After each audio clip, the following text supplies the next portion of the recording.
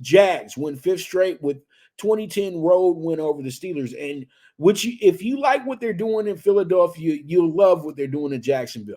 Jacksonville has really answered the phone since going 1-2 to start the season. A lot of people started throwing in doubts immediately when they saw that Jacksonville was in that position, 1-2, and then you lose. Of all teams you lose to, you lost to the Houston Texans. It handed them their first win of the season, and it wasn't that the Texans just beat you; they absolutely crushed you, and you guys couldn't do absolutely anything. And then the week before, you looked very inept against a Kansas City Chiefs team that you're probably going to see in the near future when it comes to the playoffs. So there was a lot of questions like, oh, is this team just another hype job? Is it just because everybody's kind of too lazy to, really look at the AFC South and know that it's one of the more wide open divisions in all of football? But really,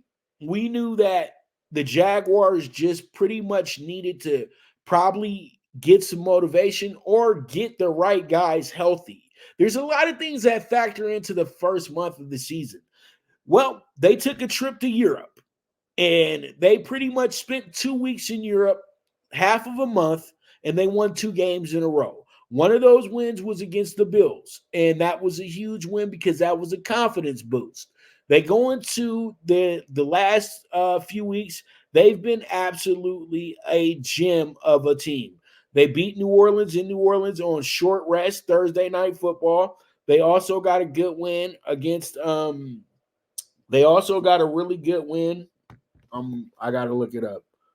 They also got a really, really good win for the division as well too. They've been able to beat the Colts twice, who thought that they were the ones in the house.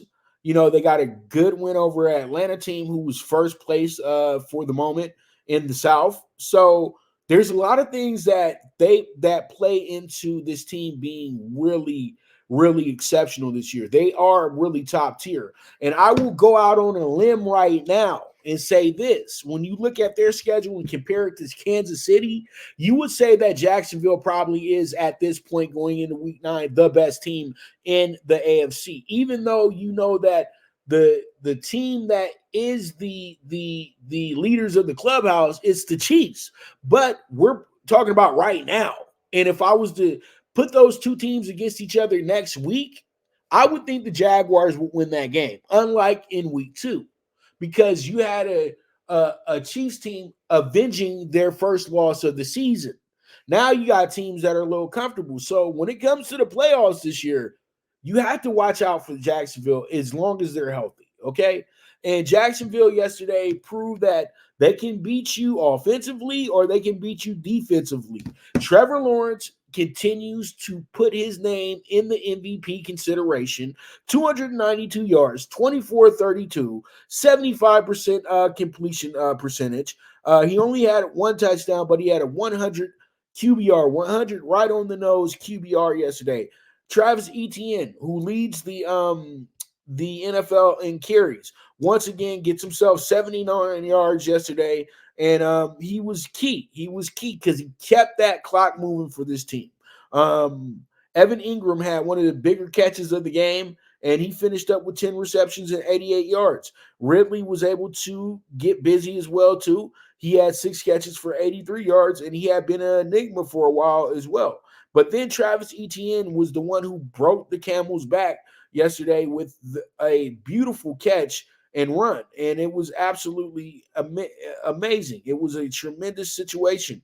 And it winds up being a good 20-10 win over the Steelers, who felt like they weren't getting the calls, but they got dominated yesterday. It's that simple.